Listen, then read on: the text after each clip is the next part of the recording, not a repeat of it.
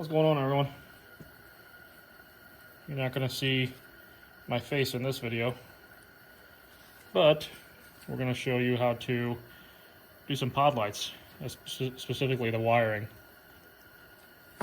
So I got a regular rocker switch for the rear lights, and the way that I have it run, so right now, just for demo, I've got a ground wire coming from the bus bar on the ground side, and then I wire everything on my side-by-side to the hot side of the battery. So you've got all the way on my left over here on the passenger side is accessory power, so that'll work with the key on, and then you've got a ground, and then you've got a battery, straight battery power. So the reason I run everything to the battery side is because I want to be able to use the lights, the whip lights, the radio, all that stuff with the key off.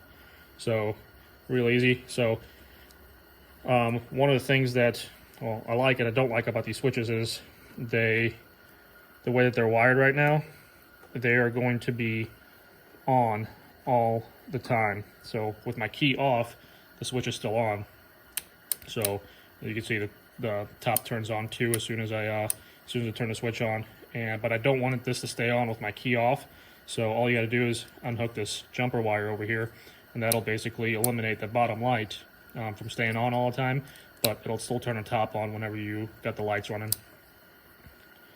So then your pod light, obviously power and ground. I'm going to run the power wire straight to this, the wire doesn't have anything attached to it, and that's going to be the battery power. And then for the ground wire, you can run it to a chassis ground, you can run it to the bus bar, you can run it to the battery, whichever way you want to do it.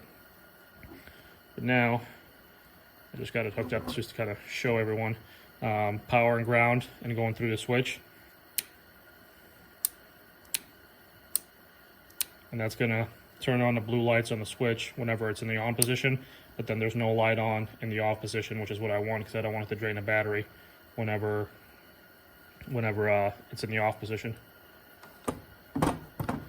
And then to run the wires, I saw this on Facebook a while ago and I decided to try it. I haven't tried them yet, but it's basically shrink tube with a little bit of solder inside it. So whenever you hook up your wires, before you hook them up, you run the shrink tube on there, and then you hook up your wires, and then you just use a heat gun, and supposedly the heat will melt the solder and it'll shrink it at the same time. So we'll see how good those work, but it comes with a little kit. It was like $5 for the kit, so we'll see what happens there. And I've got one of the lights mounted already up top right there, so there's going to be little pod lights, and I'm going to put one on each corner, and the two in the back are going to face downward a little bit, so that way I can, if somebody's behind me and I need to back up, it's not going to blind them whenever I turn on the reverse lights.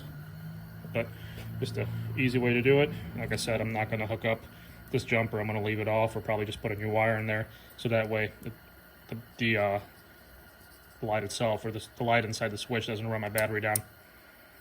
All right, I will update everyone as soon as I get everything installed. Have a good one.